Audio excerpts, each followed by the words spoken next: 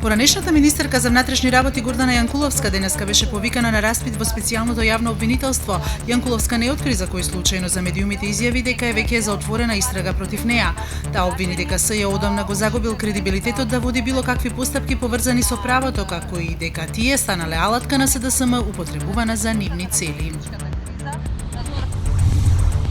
Советникот Мето Витанов од ВМРО Народна партија демантира дека ќе ја поддржи советничката група на ВМРО ДПМН во општина Струмица и вели дека како независен советник ќе ги поддржува советниците од СДСМ.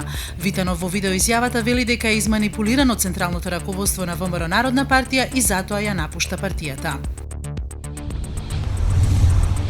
Бесплатен јавен превоз за сите граѓани од утре и во автобусите на ЈСП и во автобусите на приватните превозници, најави денеска скопскиот градоначалник Гоце Трајановски, како една од краткорочните мерки што ги презема градот против енормното загадување на воздухот во Скопје.